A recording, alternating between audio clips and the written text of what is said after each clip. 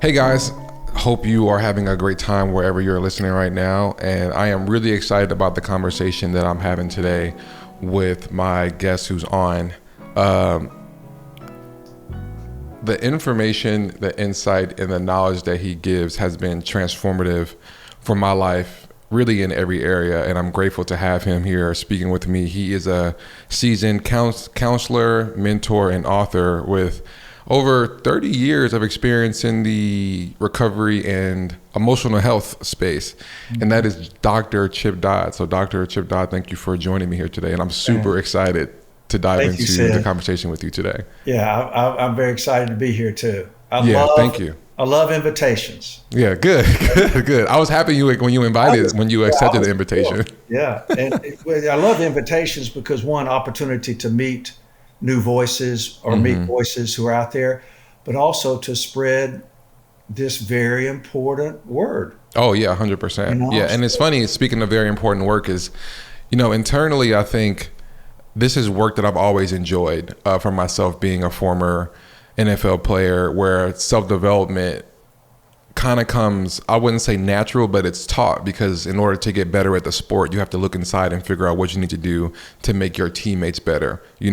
So I've always had this internally, and then once football was over, I needed a way to take that same mentality into my life, especially when I got married and started having kids. So when I came across your book, Needs of the Heart, it was tough. It was tough, reading it, because yeah. so let's dive into that. So you have a book called Needs of the Heart, where you go through 8 feelings. Oh, that's the voice of And the heart. it's voice. Yeah, voice It's of the voice heart. of the Needs of heart. the heart. Needs of the heart was the one I wrote after that. Yeah. Oh yeah, sorry. So voice of the Yeah, heart, yeah, where you go yeah. through 8 I'm feelings. glad you're advertising that one too. Yeah, good. I'm going to talk about all your books. I actually have Parenting with Heart on my Kindle. I'm waiting to read that after I finish Voice of the Heart. It's perfect. You read the other one first. Yeah, I listened to you, and you gave advice on the order that we should read it in, and I followed it. So I'm doing exactly what you're telling me to I love do. it. I love it. Yeah, so you have 8 feelings, and although I love to talk about all of them, we don't have time to talk about all 8. Right. I want to dive into 3 that I find fascinating, that I really had a tough time wrestling with. And I just want to dive into them with you today and just learn about these feelings Let's do and it. how we can utilize them. So the first one is one that I think we all can resonate with as soon as we hear it, and that's hurt. Yeah. And what's interesting about hurt, from your perspective, is it's not just about a physical. It's not just about physical and emotional pain. So can you explain what hurt truly is and how it impacts our lives? Yeah. There are a lot of descriptions when people describe getting hurt. It's mostly the emotional, spiritual wounds that we're talking about. Because we talk about, like, if you get a betrayal, or somebody breaks your trust, or somebody you thought was loyal with you, all of a sudden turns out they don't answer the phone anymore, or they're like changed teams, or like they didn't tell you before they left. We describe those things like, man, they stabbed me in the back, which is physical pain. They pulled the rug out from under me, which means that they shocked me with their actions. I was blindsided. Like in football, like if you're blindsided, like somebody took you out, you didn't see it coming. Yeah. Like in the blindside tackle, I worked with a pro player. He was a blindside tackle. He did not allow a sack his whole time in college. Oh, wow. So you can imagine how trusted he was. Yeah. But if he's all of a sudden not doing his job, that quarterback's going to get wiped out. Murdered. Right? Yeah. And so all those descriptors are words we're describing something emotional, but we're describing it physically. So I want you to know that most of the wounds we carry in our lives are internal. And most of those wounds that we carry inside our hearts that are internal, we're kind of bleeding inside. And once you get wounded emotionally in relationship, through broken trust, betrayal, when you get wounded in your body, you tend to kind of protect that spot. So what happens is, when you get hurt emotionally through distrust, betrayal, and so on, you become protective. which means you become defensive. And when you become defensive, you're trying to make sure that that wound doesn't get hit again or touched again. So defensiveness makes you kind of like more the attacker more than the one who's vulnerable. And we know that relationship, love, marriage, children, best friendships, it really only works through vulnerability, through being known, which is a willingness to be wounded, right? Yeah. So most of our wounds occur through words or just forms of rejection without anybody telling us what's really happening. So what happens is in our lives, when we get hurt enough, we become defensive, and then we become resentful. And then we're guarding to make sure we never get hurt again. We often make a vow saying, I'm not letting that happen again. And do you think that this, when people are getting hurt and they have these thoughts, do you think this is happening consciously, or this is something that's happening subconsciously, or both? I think it's both. A lot of times you don't even know it. Like you're so busy being justified in making sure you don't get hurt. You have a right to it. It's understandable. And sometimes you make that vow. You say you actually will say to yourself and start acting that way. I'll never let this happen again. But here's the thing: people who are hurt and don't get the healing from it, they end up being people who hurt people. Hurt people, hurt people, healed people, help people. That's a real important phrase to learn. But you got to name your hurt to get it healed. Yeah, and I completely agree with you. And the one thing that I struggle with when reading this in your book is that I come from a place where hurt people, right? I'm from California. I'm from the inner city of LA, born and raised there. And Crenshaw, or was it like? Inglewood. I was born in Inglewood, lived in Compton, lived in Watts. We never lived in one home. We were always just moving around. We never had like stability like that.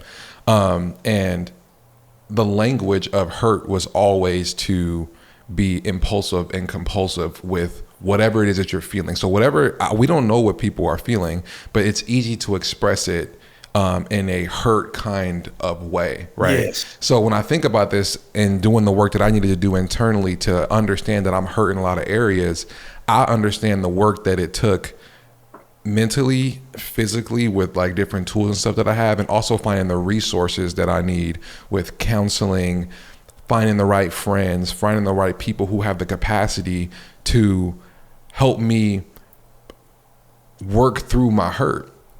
And when I think about people who don't have these resources, like a counselor, because of finances or because the fear of finding one, what do you say to people, and how do people find the right people, whether that isn't really a counselor? Because I think there's fear around counseling, and then a lot of it is really funds. Now that mental health has exploded the past few years, counseling has really come up and has gotten expensive. So what would you say to people who don't have the friends, who have the tools to help them work through their hurt? That's a great question. Because you're describing in growing up, you're describing the reactivity versus responding. Like you, as soon as that hurt gets touched, you hide the hurt and react, defend yourself. You hurt somebody quicker than they can hurt you. You're hypervigilant, you're watchful, you're aware all the time. You're like always alert. And so you can swap licks really fast. You've been in many locker rooms, right? Yeah, I have. Both my sons play D1 baseball. And in the locker room, it's like, look, somebody's going to get hurt. Oh, yeah. You're going to deny that it's hurt. But it's all in the name of fun. At the same time, it makes you wonder, like, hey, are we okay? Yeah. Sometimes it gets too much. But you take that to the streets, and it's not organized. There's no coach around. It's even more dangerous. Or even in the home too. That's where I find it the most difficult with your spouse and with your children, because I think for me, I would like kind of be early in my marriage or really early in my relationship. My wife would tell me, "I'm not your teammates. Like we don't have to combat in this way. We don't like, if I say something to you, it doesn't mean that I'm trying to challenge you. Like this isn't a competition." So I got it. I really feel it. I really feel it in the home. in marriage and with the kids more so than the streets. Yes, that's so good. So what happens is that we end up taking what we've learned wherever we go. Yep. And Sonia, who I'm married to, would say, "Why are you picking on me?" I'm like, "I'm not picking on you. I'm playing with you." Yeah. The same kind of thing. She said, "But it's like you're picking on me." I'm like, "But I'm not." Mm-hmm. Right? Mm-hmm. Mm-hmm. And so if we're not sensitive to our histories and we're not sensitive to things that have wounded us, because here's the thing, sticks and stones will break your bones. You've heard that old saying? Yeah, I have. But words will never hurt you. Yeah. That's a lie from the pit of hell. Mm-hmm. It's the words that stick with us. Mm-hmm. Somebody tells you you're no good long enough or you're not worth anything, then you're either going to fight back, compete, right, to prove yourself, or you're going to give into it and follow the road of being shamed. I mean, it's like, right? Or you're going to take ownership of what's happening inside you. Mm-hmm. That's the big So how do we do that? Going back to the finding the people who have the resources. Right. Would you say ownership is the first step to that? Yeah, and I remember talking about surrendering to the truth of asking yourself what's happening 18 inches below your forehead. Mm-hmm. I get what's happening here. You got a right and a reason for whatever you're doing, but what's happening here? What are you defending? What are you challenging? What are you running from? What's going on in here? And that's where I'll put down that list of 8 feelings. Like name it. Okay, that's not on that sheet. Well, let's come close to it. Yeah. Tell me what you think another human being would feel. Tell me what you think a child would feel. Tell me what you think your wife would feel. I mean, or describe what it's like, but it's all going to come back to those core truths, emotional truths. But what if you can't afford it, or what if you don't know? And so, believe it or not. Well, I think the biggest thing for me is, what if you don't have the people around you who have the skills to even understand their hurt, so they can't help you? The thing is, you got to, I hate to say it this way, you got to go where it is. But where is it? And there's some places where you can find a circle of security. You may have listened to the podcast, the Living with Heart podcast. We talked about the circle of security, where you have a place to go and struggle to find what's in you and to express what's in you, and you don't get harmed for doing it. You don't get mocked for doing it. It's a place of security. And what's wild is, believe it or not, there's Alcoholics Anonymous. There's Adult Children of Alcoholism. There's Sex Addicts Anonymous. There's also churches that have their doors open to emotional growth now like never before. What I'm saying is, there are places to go where you can find people you can relate to. In other words, you can say, this is what's going on with me, and somebody in that room says, I get it. I got you, I relate to it. And do you think that people have the ability to express what they're feeling to get the help that they need? Because I think of someone who, let's say it's a 21-year-old young mom who is really dealing with anxiety, performance, and struggling in her marriage, right? And she has friends who are younger than her, who are not married, who do not have kids, and can't understand what she's going through because they're still in their phase of life and she's not. Right. So is it her responsibility to find that help in, like, I don't know if there's an actual place that she can go, like Alcoholics Anonymous. Right. So that would be like places like even it's churches are so big in this area now more than ever. There's a thing called Momco, because it's mothers getting together who have young children. And they have older women in those groups who they can relate to, who can say, without shaming them, say, you'll make it. You're not alone. Yes, it's scary and it hurts. And a lot of people don't understand. Your friends can't relate. They'll give you advice, tell you it's no big deal, or they'll try to tell you not to let it bother you, or they'll try to call you away from being responsible. So, I mean, it's like the mentors, because even in AA, which, like you say, may not apply, there are mentors who are people who have been there. So whether you go to churches or you go to these 12-step meetings, the biggest thing, though, is that it starts with me using a word that most people hate. It means starting with surrendering. Okay. Surrendering does not mean defeat. Surrendering means admitting that I need something and I don't have it. Yeah. With just me. Yeah. The literal meaning of surrender means to hand over. Yeah. It means to give back. Mm-hmm. Like, I've taken control of this. It's not working. Where can I find help? Mm-hmm. And it's so fascinating to me that, like, when you said surrender, I'm like, in my head, I'm just saying that's so true. And I think that people have different things that they're surrendering to. And I think you've talked about this before. Once you get to a place where, because surrender can mean depression, defeat, giving up for a lot of people. And sometimes surrender can mean I need help and I'm willing to get that help because now I'm at rock bottom.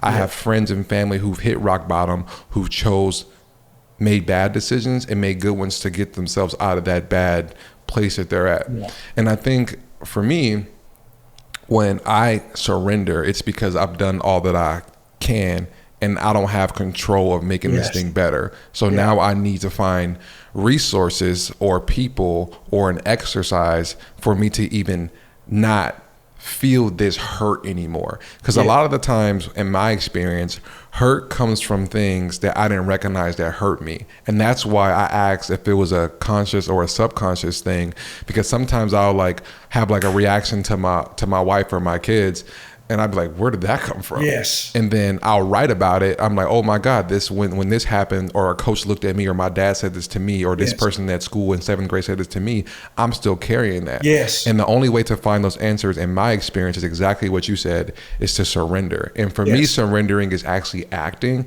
And then when I can't act or I don't have any more fight, I'm looking for resources. But again, I think what you're saying is 100% right. Like, you have to surrender. Need for help and looking for resources outside you because you know you're not God.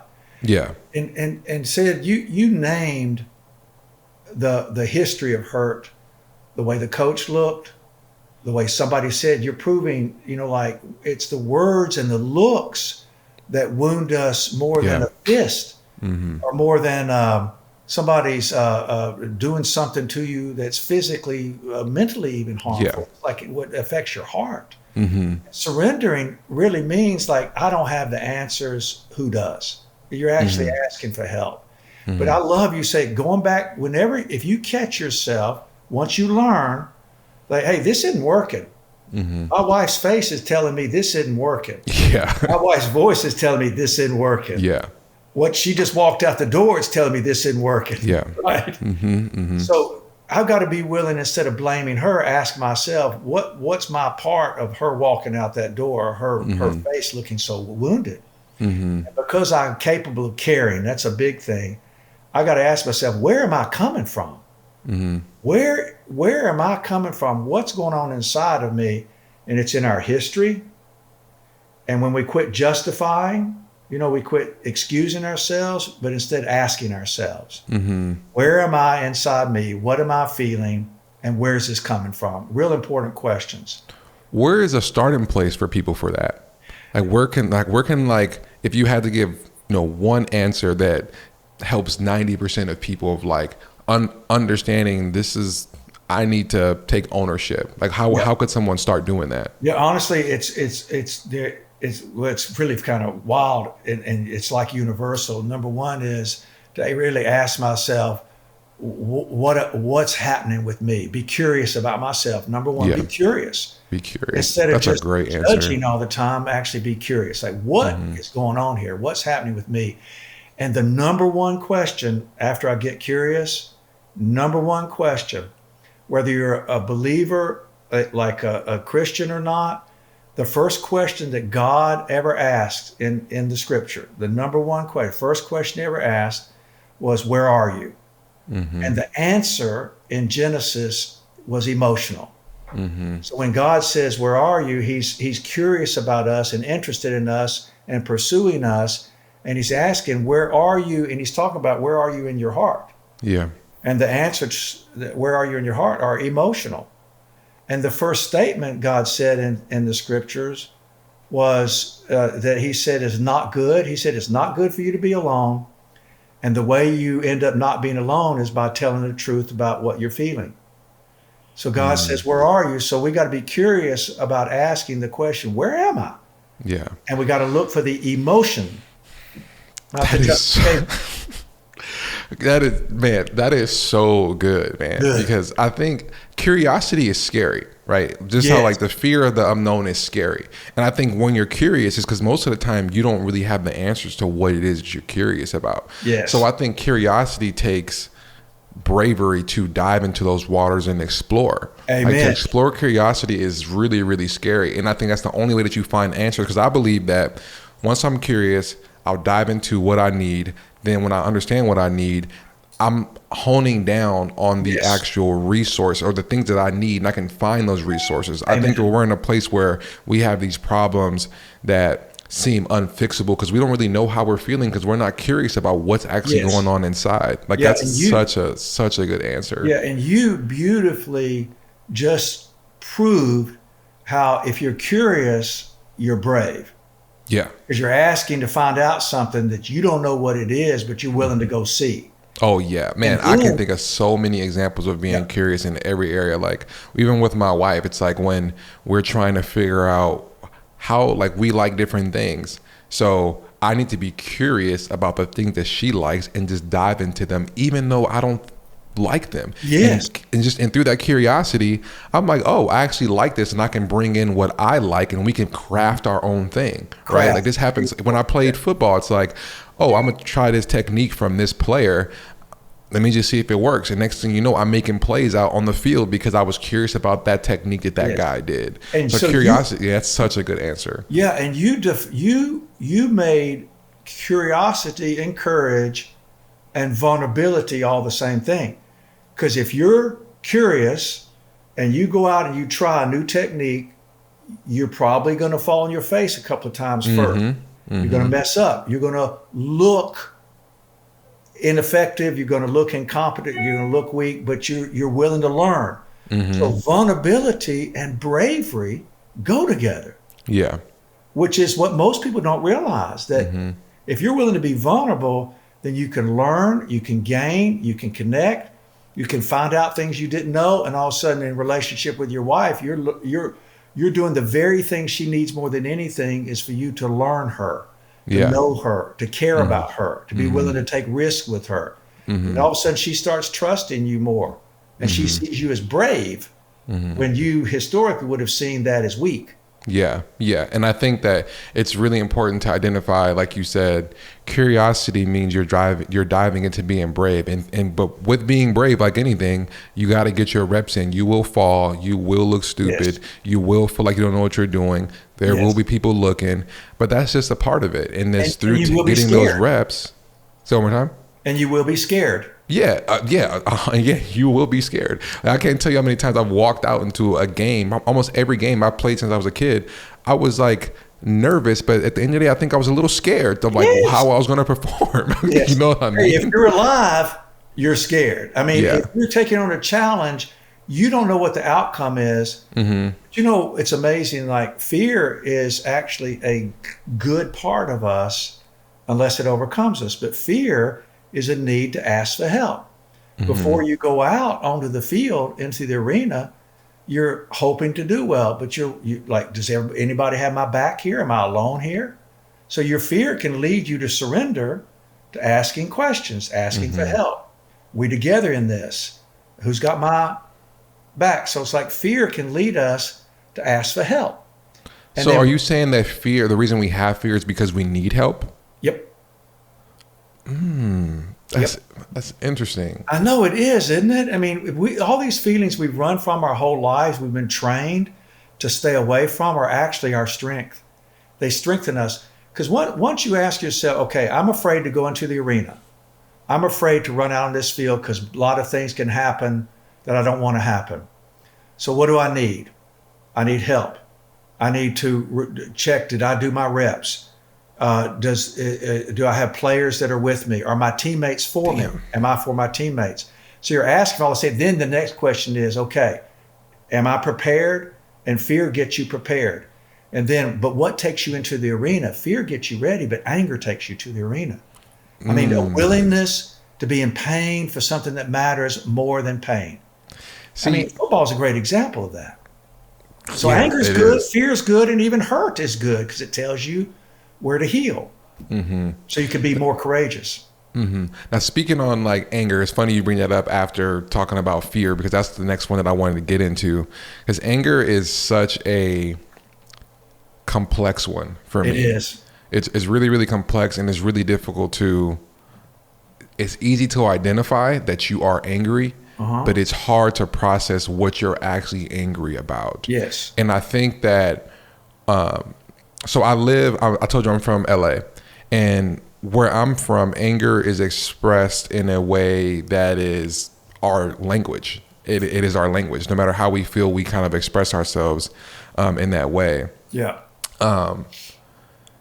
In your book, you say, anger then is the feeling that clarifies who we are and who we are not by making us known. Anger pushes us to be truthful and therefore trustworthy. If we can say no, be truthful, then the truthfulness of our yes has great value. We can be depended upon because of our anger. So going back to my example from being from LA, and anger is our, I would say, language. I moved out to Minnesota, and they have more of a passive aggressive, approach, and that's just their approach to speaking to each other. So when I came out here, I had this demeanor in this way that I carried myself that was kind of taboo and not of their culture. So when I was like, I'm not angry, it's just like I just say how it is, and I just, it just is what it is. And then when I started getting into confrontation with, people from Minnesota or teammates, or getting into like debates with my wife, I realized that, okay, the way that I seem to express myself here isn't really acceptable, but it is at home. And the way that people express their anger out here makes me upset because it doesn't really work for me. So the question that I have is, how do we identify what is normal when it comes to anger, because expressing yourself through anger is normal where you are from until you start planting yourself in other places. So how do we identify like what's normal when it comes to anger? That's a great question. So most of us have learned that what we've been calling anger most of our lives is really a reaction to fear. And like a lot of times, if you are afraid that if you don't defend yourself, you're going to get hurt. If you're not awake, somebody's going to take advantage. If you don't show yourself to be tough enough, then you're going to be picked on. So most children in a multitude of environments grow up actually afraid and having to hide that they're afraid. And they're having to hide that they won't help. They're having to hide that they're scared. They're having to hide that they're needy. So surrender means defeat in those cultures. If you surrender to saying, I'm afraid, then that means you're weak and you are now prey. Or you can be bullied, right? And so what's happened is that a lot of times what we've been calling anger is really raging, or being controlling or demanding to hide my fear. Okay. Because a lot of times, if you grow up and you have no place to take your hurt, you're actually living helpless, and you're having to protect yourself from ever being helpless again. Because if I don't stay strong enough, somebody's going to take advantage of me. They're gonna abuse me. Yeah. So in a lot of places where people are like defending themselves all the time, it's actually what we're calling anger is really a reaction to being afraid. So I've got to have power over you, or you're going to have power over me. In a lot of places, which is fear-based, and you end up being alone on some level all the time, which is distrusting. So you never can relax. Okay, so now other places, you go in those cultures and you bring that, everybody gets scared. And so, because most people are hiding their fear and acting all nice and acting like, oh, it's all good, right? You don't know where you are. Like, what? Oh my God. I could talk about this all day, but keep going. Like, I don't know what the truth is anymore, and that scares me. So I just want to grab you and say, just tell me what you're talking about. Tell me what the truth is. Now, real anger, and that's where the voice of the heart to me is so good. Mm-hmm. And my wife says, Chip, you talk a language nobody talks. I'm like, amen to that. Because like I'm like, I read anger, not even read it. I would read like about 2 paragraphs, and I had to just sit the book down. I know. I had to just sit with it because it was so difficult It is so different. accept. Like even you just saying anger is because you're afraid. It's just like when you really get down to the root of that and you think about all the time you got angry, it's like, oh my God, I was afraid. And I didn't know exactly what I was afraid of. Absolutely. Mm-hmm. And then it's like, that Sonia would say something about money. Okay, something about money, and we need more money. I'm like, are you telling me I don't I'm not worth it? I'm not good? I'm not going to take care of you? Mm-hmm. So I'm hearing her genuine fear as an insult, which scares me, and then I become defensive. Are you telling me that I'm somehow not adequate as a man or as a husband? Wait, she's like, what are you doing? What are you talking about? She goes, how about what's happening with you, Chip? I'm like, I heard what you said to me. Mm-hmm. I mean, it's like, so that's reactivity. Yeah. And that's me being afraid and putting control and rage in place of it. I'm reacting to being curious. I'm not being curious. I'm saying, Sonia, are you telling me that you're afraid I can't take care of you? Are you asking me if you that I somehow I'm not doing something that you need me to do and you're not sharing it? Like, what are you really saying to me? Mm-hmm. And then me as a man, can I tolerate her being afraid without turning it into a personal insult? Can I care about her being afraid and what she's struggling with without it turning into I failed her? How do you do that without taking the blame? Because I think for me personally, if my wife tells me something and she tells me what she's afraid of, I think what she's afraid of is my fault. Is that true? No. Unless she's saying I'm afraid of you. And Sonia's telling, I'm afraid of you. I'm like, what are you afraid of with me? I'm afraid that you'll say things really rough and somehow you can justify them, but they still hurt me or something. I'm like, well, oh gosh, I told her one time, it's like she said she had a terrible headache. And I said, look, the whole world has a headache. She started crying. I'm like, what is going on around here, right? Mm-hmm. I was wrong. But see, my way of dealing with life, like, it's just, you just tough it out. You ignore it. You just don't feel it. Mm-hmm. I was on the very beginning of recovering from, where I came from and how recovering myself, how God made me. So I could be married, so I could raise children, so I could have friends. Yeah. Mm-hmm. Besides just people I compete with and we talk to sometimes, or we're on each other's side because of who we're competing against. Yeah. So she started crying. I'm like, what is wrong? And it's like, I didn't care about her because I didn't know how to care about me. Mm-hmm. If I had a headache, it was something I ignored. So if I'm going to love you, I got to teach you how to ignore.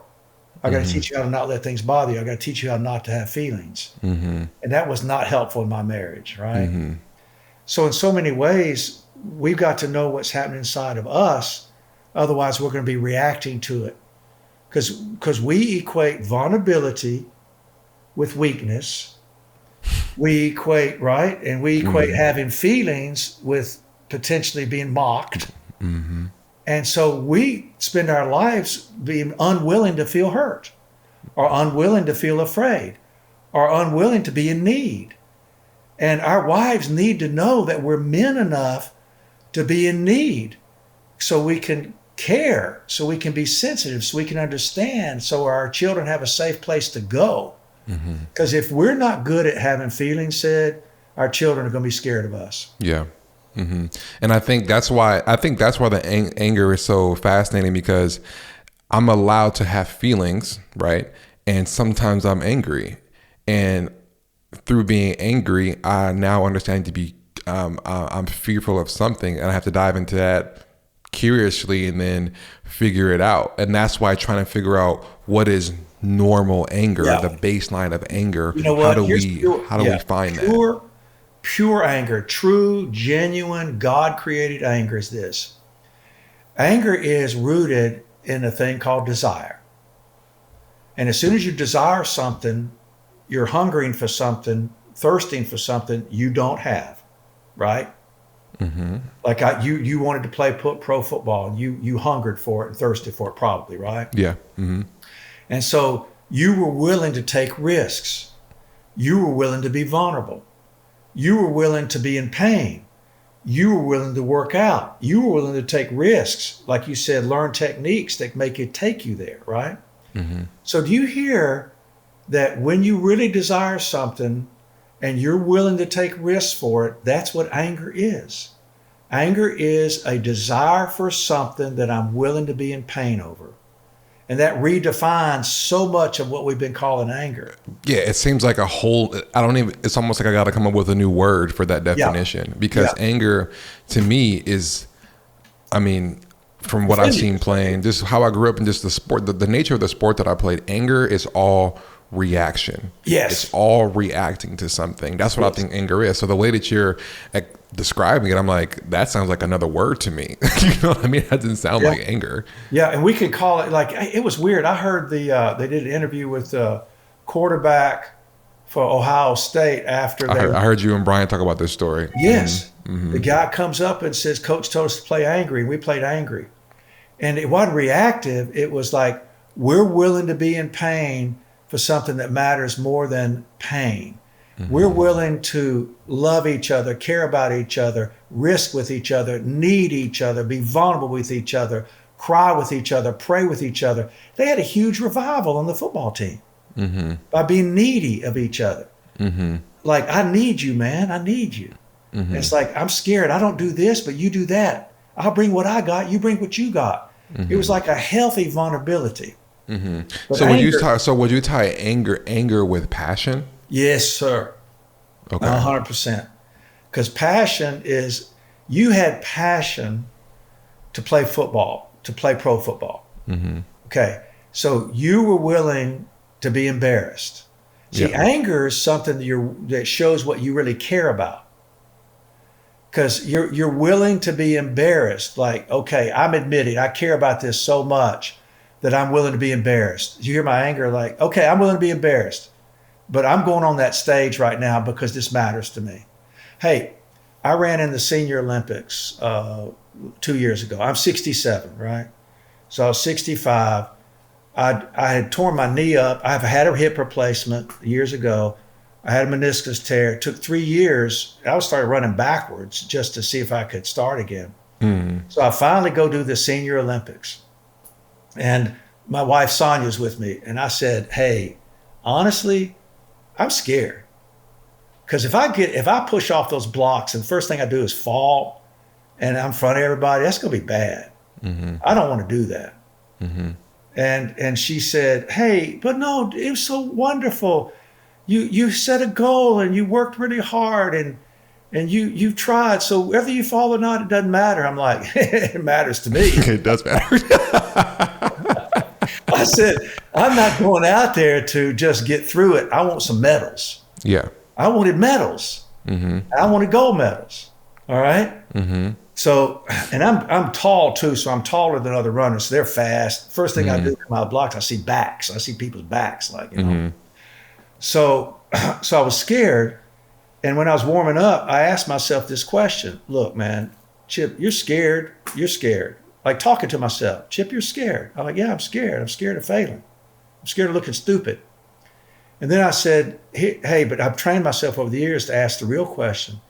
Chip, I know you're scared, like I'm talking to myself as a child. I'm a coach, I do this too. Player. Are you scared? Yeah, I'm scared. But do you want to do this? Do you want to do this? I'm like, I want to do this. And it's like, well, good. Let's do this. All right? I want to do this. In other words, I'm willing to walk through fear. I've trained.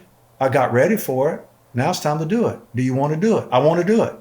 Do you want to do it? I want to do it. Do you really want to do it? I really want to do it. You hear that? Yeah. Hear that? So I thirsted to do it. I hungered to do it. I wanted to do it. I was willing to be vulnerable to do it.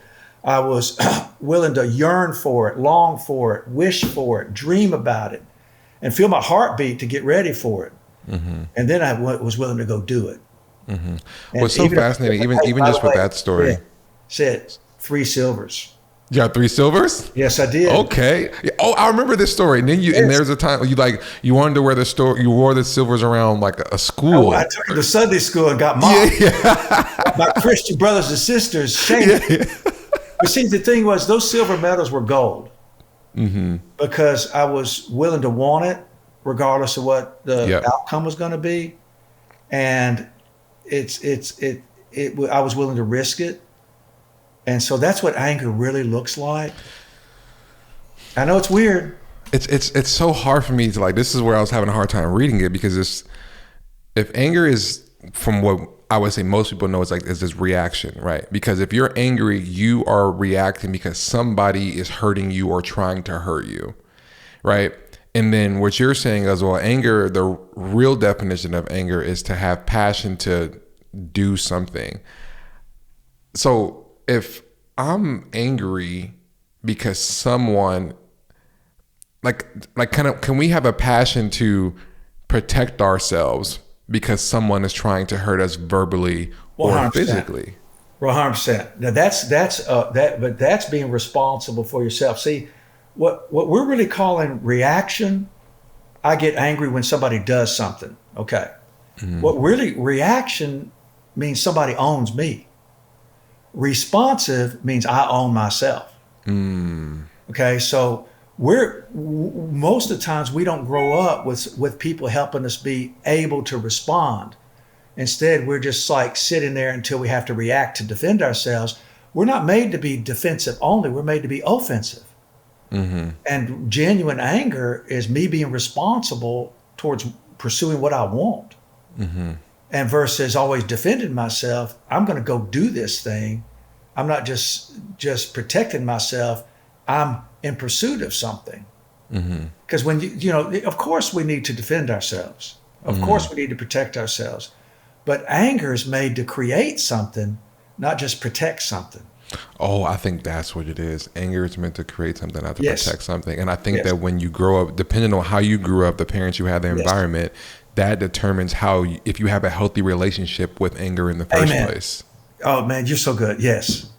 And see, do you realize how much, do you realize how much you've had to be angry to pursue healthy marriage, healthy living, and how angry you've had to be to start a podcast, to start an Instagram post?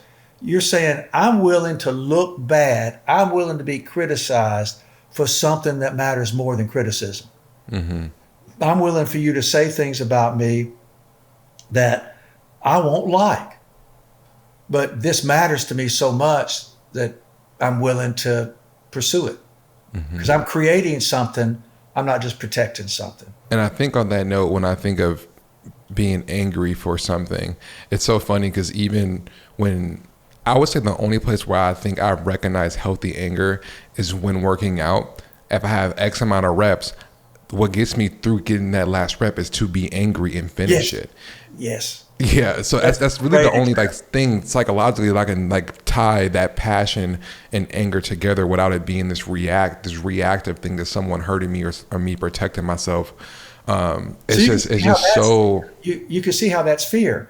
Like if I'm looking around the world and thinking I got to protect myself or defend myself, that's fear. That's waiting for something bad to happen and being prepared for something bad to happen, which means I walk into the world scared of something bad happening versus I'm out to pursue something. And you said beautifully, I think I can really relate to anger when it's like I'm going for that last rep. And after you do it, you experience something really beautiful. And that, I mean, I literally did this the other day because I'm doing calisthenics workouts and I can lift 500 pounds, but it's hard for me to do 25 push-ups. You know what I mean? Just from the career that I've played. And, I'm I can, you talking to yourself before your meets, I can relate with that so much when it comes to the physical aspect of my life with working out or playing through injury and stuff like that. Because I'm playing through injury for these other 10 guys, right? Yes. I am willing, for my wife, I'm willing to get up every morning and write and dig through my emotions so I can love you better and figure out how to be warmer towards you. And that's really, really difficult. But I'm willing to do. I'm passionate about loving you, Charlotte. That's anger. I'm passionate about all of my daughters, and like I want to be able to learn and accept that my facial expressions really have effect on how they perceive me. So now when I get up after I'm done writing, I'm checking in with myself. Okay, like Maddie's not listening and I'm frustrated, but I'm not going to show it on my face. That's really difficult. But the passion and the anger inside of me to be a great husband and father is what ultimately will get me to be there, not by being, passive or just throwing my hands up and saying it is what it is. So I genuinely understand what you mean by that now. I really do. That's beautiful. And so you're saying, I want to be the man that I need to be. I need to be the man my children need as a daddy. I need to be the man my precious wife needs, and she needs my heart. All these people need my heart. They need me to be able to relate to them. They need to be curious about them, to know them. They need a safe place to come where they can always be received and not rejected. And so you're working on being a man of the heart. And so it's like literally that's anger. You're in pursuit of something, and you're not defending, you're pursuing. Yeah, no, that's beautiful. Like I mean, I wrestle with that chapter so much, and now I genuinely understand what you mean by that, because just that example of working out to get to something that I essentially have a heart to get to or desire to get to, anger is ultimately what's going to get me there. And I think what I'm taking from this is we need to build a new relationship with this word anger. And it's funny because when I was reading the chapter, I Googled like what anger, the definition is in the book. And it's like all reaction, like somebody hurt you and you want to hurt them back. And I think when you Google that or you look it up on the internet, you almost are justified in doing and acting out in that way. And I think that's not conducive really for anybody, because at the end of the day, we all want healthy relationships. We all want to be loved. We all want to be seen. We all want to be understood. And if that's the case, we need to have passion or anger. I'm going to just get used to saying anger for that to happen to us. And that takes work. It takes structure. It takes discipline. It takes getting reps. It takes curiosity. But at the end of the day, anger is what's going to get you there. Like I really understand what you mean now. That is so good. It's so good. I remember we were leaving church one time, and my youngest son was 8, and we're driving home, and he over on the passenger side said, "Hey, Daddy, are you angry?" I said, "No, I'm not angry." And he's like, "Okay." And I'm like, and then I've asked myself, am I angry? Because I notice I'm looking right through the windshield. It's like, I'm thinking about what's coming tomorrow, what I'm doing about it, because I owned an addictions treatment center. So it's some pretty, let's say some pretty tough customers. I'm already thinking through approaching this. Okay. And so I said, hey, son, I am angry, but I'm not, has nothing to do with you. I'm focused on tomorrow. I'm already making plans. I'm hoping for these guys. I'm wishing for these guys. I'm going to walk in and risk with these guys. And so I want you to know I am angry. And the truth, it just has nothing to do with you. So I am. But he saw it on my face. See, children read. And the beauty is that they'll still ask until they learn how not to. And then they know how to hide when they quit asking. And it's interesting with children too. It's like, growing up, we heard things as kids like, stay in a child's place. This is grown folks' business. And when we had these curious questions, they were often shut down. And when I started having kids and they would ask me these curious questions, and I would say things like, stay in the kid's place and whatever. I'm like, the questions he's asking is actually legitimate. Like, why am I doing this? She's not challenging me. She's genuinely curious, And it's funny because we started this podcast and you say curiosity is essentially the way. It's like, that's how you see it starts with children. And if I didn't recognize I wasn't allowed to be curious. Right. And if I don't change that for my kids, they're going to be having to rework and rewire themselves how I am now, just by me shutting down their curiosity. And you could be raised in a place with all the right rules, all the right religious forms, all the right socioeconomic benefits.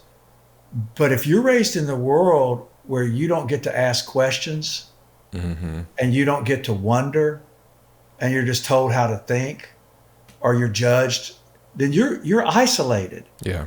You literally, your heart is hidden.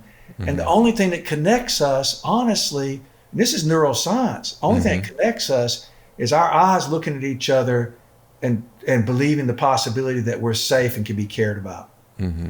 Hey, by the way, evolutionary biologists talk about men in leadership, or women in leadership, or mothers and fathers. Evolutionary biologists have said that mammal herds like wildebeest, antelopes, and so on, mammal herds thrive through survival of the fittest. Well, we've been hearing that forever, right? Which means like you're going to protect your territory, right? But it turns out evolutionary biologists have said this, that the real thriving quotient, the real thing that makes a mammal herd thrive is gentleness. And it's the leadership of the herd is gentle, which means that the stragglers and the limpers and the mama cows and calves can all come to the center and be received. The wounded, the limping, the stragglers, the mamas, the calves, the vulnerable, the needy can all lean on the leader because the leader's gentle. And gentle means able to be leaned against. That's what gentle means. Yeah. So and it's like, so it's an angry person who's willing to protect and defend, but it's somebody who desires the well-being of another so much that they're willing to be in pain for it. That's football teams and families.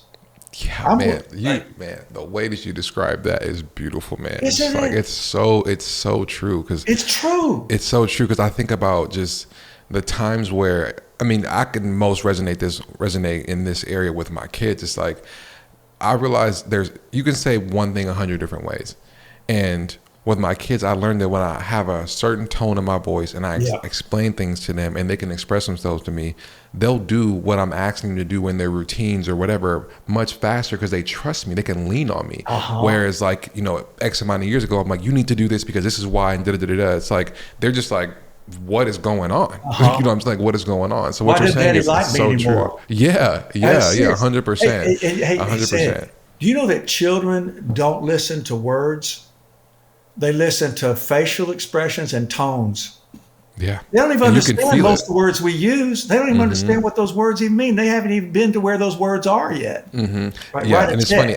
I'll ask my two oldest daughters, like every few weeks when we go out to, like, we have like dates with them every other week, like as individual dates. I'm like, no, what can Daddy be working on? What's been going on? And like over the years, his answers gotten better and better. And the consistent theme is, can you say this differently? And they're always talking about my tone. They're never talking about the words. It's always the tone. Yeah. It's always the energy in which what I'm delivering to them. So what you're saying is spot on. And then when I started to deliver in a warmer tone, gentler tone, depending, like if they're out and we're doing soccer drills and they're not running, there's a certain energy that's going on in there that like needs to be like a more aggressive tone. But when it's something that's not worth having a more, I'm using the word aggressive tone, then it's like, what does he like? What's going on? Yes. It doesn't seem like that big of a deal. You know what I mean? And that's the kind of stuff that as we got older, especially in the sports world, any world, that we learned how to ignore the tones of coaches, teachers, leaders, trainers, whatever.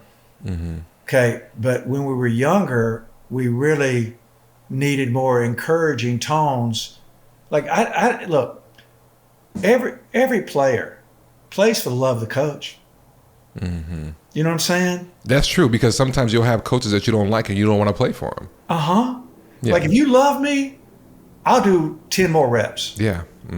Or I'm going to do 10 more reps hoping you'll love me. So do you get are you motivated to do 10 more reps because you're loved, or do you have to try to earn the love? And if children aren't receiving the love first, they're going to try to perform for it or give up on it. But if they know they're loved, they'll tell you the truth. I don't want to run any more reps. And like, well, I know you don't, but that's what we're going to do. I'll run some with you, or let's just do 2 more. Or, okay, we won't run reps today. Yeah. Okay, we're good. Yeah. I mean, you're willing to say, you can say no. You like the piano, you don't like soccer. yeah, 100%. Yeah. So we're talking about like 2 pretty heavy topics, and I kind of want to end on like more of like a lighter one that's still complex. That's still complex. Find this. I said, find that topic for me. Okay. Yeah. So let's dive into that. So it's gladness, and ironically, this is the last feeling, right? And like essentially because the way that I take it is that gladness is earned through understanding the other 7, which is just like, okay, well, I guess we got some work to do. You know what I mean? Yeah. But what really stood out to me was that you have to identify the emotions and work through them to even experience gladness. But what was fascinating to me was you breaking down the difference between gladness and being happy. And when you broke this down, I was like, everybody needs to hear this, because I think we're all striving to feel happy and to be happy. So can you explain that to us a little bit? Yeah, it's like most of the time happiness, we're all striving to be happy, which really means we're all trying to control our environment so we don't ever have to feel fear, hurt, sad, lonely, shame, guilt, or anger. We're all trying to we equate happiness with not having to feel. Right? Does it make sense? And when it turns out that the 8 feelings that God gave us, and I really believe this is like from creation itself, just like, 3 primary colors, certain number of musical notes, right? And certain number of organs in the body. We've been given 8 feelings. We've been given 8 tools that if we learn how to use them, like they're made to be used, those are 8 tools that let us live fully in a tragic place. Because if you teach your daughters that to feel is okay, it's okay to be afraid, it's okay to be hurt, it's okay to be sad. When you lose something that's valuable to you, even when I don't know if you finally got tired of football. I did. Okay, yeah. But when you look back, my sons, both of them said, I'm done with that. I don't want to work out anymore. Yeah. But you look back and it's like there were some real valuable people. Yeah.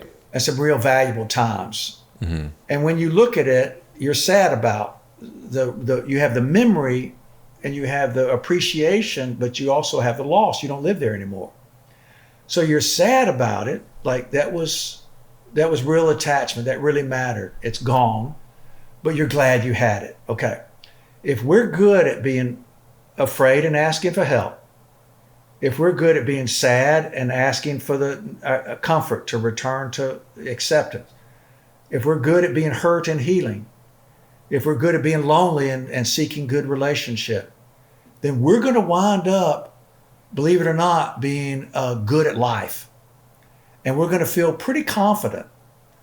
And we're going to say, I can handle this. I know what to do when I'm scared. I know what to do when I'm sad. I know what to do when I'm angry. I know what to do when I'm hurt. We're going to be competent human beings.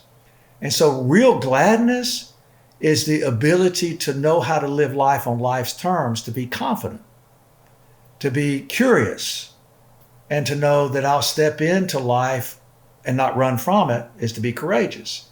So people who are curious, courageous, and compassionate are people who are glad.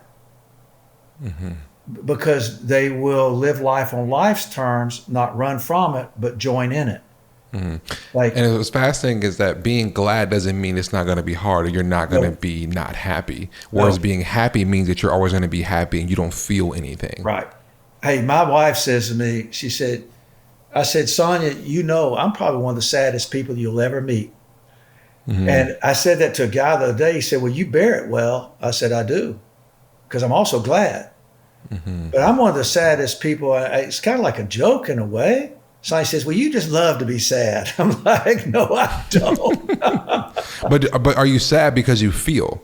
I'm sad because I feel, and also I know what life is like. See, I worked in the addictions field, owned a treatment center for 22 years. I've been into the darkest places that humans go. And I've brought light into those places. I have also been around suicide and guns. I mean, where people die. Yeah. And it's like, and in the treatment world, look, man, we're working on, it's life or death. And I've had to cut people out, like, they go die. But we're going with the living. So I also know, where I come from too, is like, I know what it is. I know what loss is. So, I mean, it's like, I'm a very, very sad person. So, because I know what life costs, and I know what people are missing, and I know how many children are not going to get to wake up with daddies like you. There are going to be hundreds of thousands more children that wake up without daddies like you than ever wake up with daddies like you. A man who fights for his family, to be able to live fully and intimately with his wife. There are more people who won't than will. That's sad. And I know it. I know it for a fact. Plus, I'm old. But here's the thing, Cedric, I'm also glad. And anger drives me. Anger drives me every day. I'm 67 years old and still in the field that most people say they burn out from. But because it's like I'm willing to be sad and hurt and lonely and shame and guilt and anger and fear. But I know the result of that is that I have a sense of well-being. I'm in relationship with myself, others, and God. And that's gladness. Yeah, that's gladness. It's just like it's this interesting contrast, or this like yin and yang. Yeah. All things work together, and you have to be okay with all these things working together and still be glad. That's why I think happy, and I'm happy that you made this distinction between the two in the book, and even now, is that happy is a feeling where it feels as gladness is a choice. It's a choice, and it's an understanding that this is how things work, and there's, it's tough and it's hard, but it's good and it's beautiful at the same time. Yeah. And it all works together. It all works together. And Ted, gladness is, you and I are going to have gladness if we're willing to feel pain. It's delayed gratification. And happiness is about, I don't want a delayed gratification. I want it now, right now. And I'm not willing to do any kind of pain to have it. You became a pro football player by willing to seek gladness. And you were willing to do the extra reps. Let's just call it that for right now. You're willing to do the extra reps for gratitude. And a willingness to have all the other feelings, and learning how to deal with them, learning their benefits, will bring a person to a sense of gladness, like you said. It all works together. But see, life is tough. It's a tragic place. Yeah. It is. And I think when you talk about delayed gratification and pain, I think that that's a really good two words to really put next to each other, because pain, people was probably associate with like actual pain that you can feel physically. I would just say pain that you can feel physically, but it's painful to hold, to bite my tongue when I want to like respond to something because I'm working on something internally to change my makeup. That's painful. Like I can literally feel it in my heart. I can feel it in my body because of delayed gratification of hearing my wife say, like, "You're a good man. Like what you did for me was like really, really helped me." Yes. It took pain to get that because I'm rewiring myself. Yes. So that delayed gratification and pain is great to couple together, because it's just like how any football team goes through spring workouts, summer workouts, training camp, the regular season, the playoffs to get to the Super Bowl. When when you get to the Super Bowl, almost everybody's hurt. Yes. Everybody's playing hurt, right? So it's that delayed gratification over that season to win that trophy and say it was worth it. And I think that we can take that in every area of our life. And I think that is what gladness is. It's working through all those, I think accepting, being curious in all of those emotions, and then knowing that it's like this contrast, yin and yang world. Yes. Like it all works within it. You said gratitude, joy, gladness comes from willingness to be in pain while you're pursuing something, though. Right? What would you say? So how would you? So where are we at on time? I know this conversation is so good. 10 minutes. We're good. Okay, good. Okay, great. That's perfect. When it comes to help us understand pain. In the, like how I talked about anger has a Webster's definition. Yeah. I'm sure pain does too. How would you describe pain so we can all understand how to go through life and deal with our pain? There's a word called pathos. Pathos means to feel. Pathos. It's I think Greek. I think it's Greek, but it's the Greek word for feel. Greek or Latin. Okay. And pathos means pain, to feel, a willingness to feel. Pathos.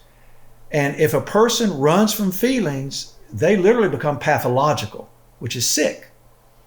And so it's amazing. Either a person is willing to feel feelings, which means you're going to have pain, sometimes beautiful pain, sometimes horrible pain, emotional pain of life.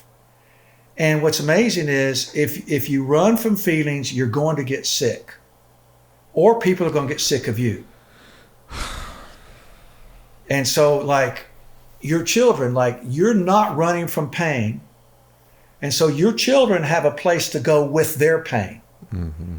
But if you are running from pain, your children will get sick of you or get sick running from you.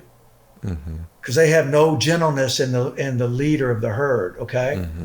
So what's amazing is like, and if we're willing to be in pain, two words come from the word pathos.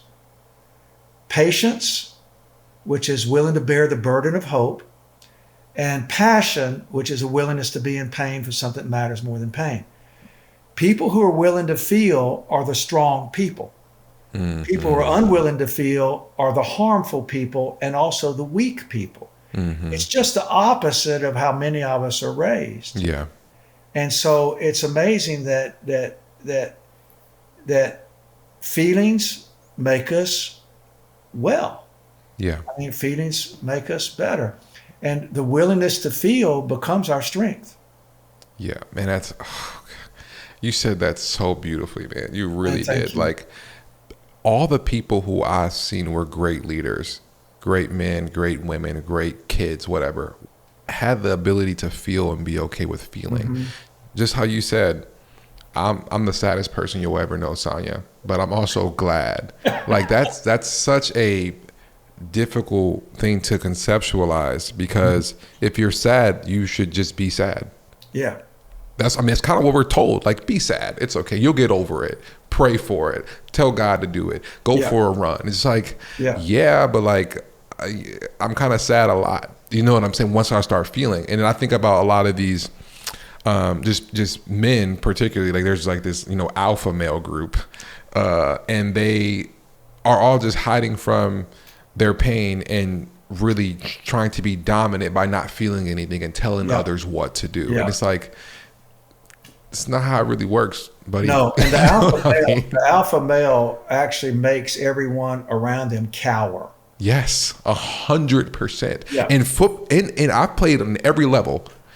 The best leaders are the ones who are just calm and they can talk to us. Not the super rowdy guy who just is all over the place and tries to essentially bully others. It's the gentle one who knows how to be a gentle giant or a really gentle, strong man. And everybody wants to be around them. Everybody wants to give to them. Everybody wants to play with them. Everybody even wants to play with them, like humor. Like you can play with them. Yeah. And they play back. And at the same time, like when it's time to get it done, let's get it done. That person's a leader. Yeah. Hey, my brother, flew for FedEx for 35 and a half years, just retired. And then he's very humble. He said, man, I'm the Forrest Gump of pilots. Like, dude, he's in the 1% of all pilots in the United States with the FAA. Oh, wow. Yeah, he's a big deal. But I didn't even know it until I went to his retirement, and a co-pilot told us. He never told anybody. But there's a thing called the Sims, where pilots from all over when the company would come and they have to train with my brother.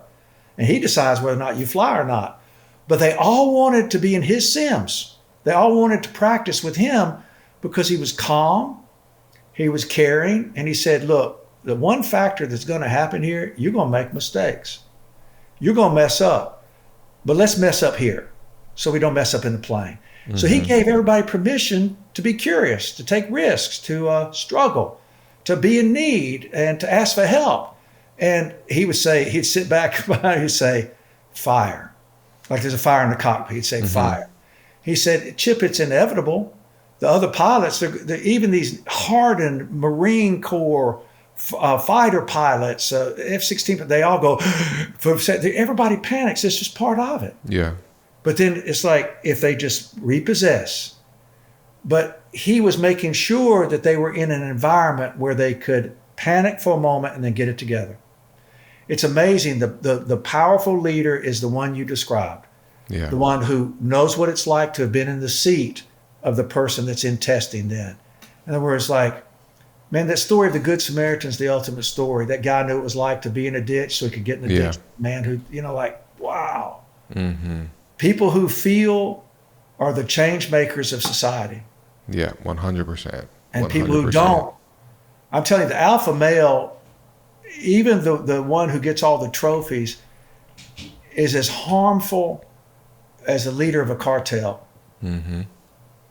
I mean, or leader of a private equity guy that doesn't care anything about people. You know what I'm saying? Yeah, I know exactly what you're saying. Yeah. And I've been around, people like that. And, sometimes they'll abuse their natural gifts of, athleticism or stature or the way that they can convince people or whatever. And it's just unfortunate. And I think at the end of the day, to be gentle, loving, and kind is really difficult. To be abrasive and harsh is really, really easy. Yeah. And I think that in itself, if we can identify that, that'll show where the work really needs to be done to be good, curious, feeling people. Yeah. Confident men are extremely gentle and extraordinarily tough. Put that on a shirt. That's really, really good, man. Yeah. Well, thank you so much for taking this time to speak with me, man. Let me ask you a question before we sign off. Oh, okay. You're 31? 32. I just turned 32 2 weeks ago. I got to affirm and encourage and care about you in something. I'm 35 years older than you are. That's like 2 of your lives, right? And I just am so thrilled and encouraged. I just want to affirm you for doing what you're doing, willing to take the risks, willing to step out on the stage, willing to grow. You're taking everywhere you've ever been and expanding it and multiplying.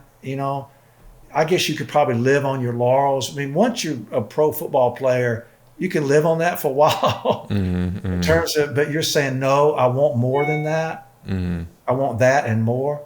And I just want to thank you. Thank you for having me on, but thank you for caring about yourself, your wife, your children. But see, you're caring about outside your home too, because you want the world to be a better place for them too. So you're doing something about that too. So thank you. Thank you, man. Thank you for that so much. Your work. Yeah, thank you. And I really want to thank you for the work that you're doing too. Like I mentioned this to you, but I was put onto your podcast when I was going through a hard time in my marriage, and my therapist recommended your codependency series. And I was always looking for somebody who can put the human up front, because we're all human, and also tie in how God designed us. Yes. And when I found you, I was like, this is what I've been waiting for forever. And then I found out you had books and you had a podcast and you were a counselor. I'm like, oh yeah, this is my guy. Like this is my guy. So thank you for all that you do and for for being willing to be sad and be glad at the same time. So thank you so much for what you do. Where can people find you with your podcast and your books and stuff that you read? Yeah, the podcast, I really love this podcast. It's called Living with Heart, From Birth to Death. Mm-hmm. And my wife said, why do you have to put death in there? I said, because that's life. I mean, there it is. I mean, it's part of it. So Living with Heart. And then the website's chipdodd.com. chipdodd.com. And it's Chip Dodd Resources. There's free resources, books, and all that kind of stuff. And I'm going to keep growing it. So plus Instagram. So, but please, your listeners, please go to the podcast. Please go to my website, get the books, and grow with Sid. Yeah, thank you. And one thing I will say is I listen to the podcast every day, and I'm not exaggerating when I say that. And I'm listening. You know, it's a good podcast when you're listening to it and you got to pause it and sit with it, because it's not surface level. They're talking about deep things, and the dynamic that you and Brian have is beautiful, because you'll start the podcast just talking about life, and you always find a way to wrap it back to what you're trying to get across, because all these stories and things that are relevant to you guys then and now tie back into what you're teaching us on the podcast. So I highly recommend it. I listen to it every day in the sauna, in the car, to and from my office, and it's fantastic. So definitely go check out that podcast. Thank you. Yeah, of course. All right, Dr. Dodd, thank you so much. And I will be speaking to you hopefully soon, because I want to talk to you about codependency and the 5 other feelings as well someday. Good. We'll set it up. Hey, God bless you, Sid. God bless you too, boss. Thank you. Have a good one. All right, bye-bye. Peace. Everything works out the way it's supposed to. The way it's supposed to.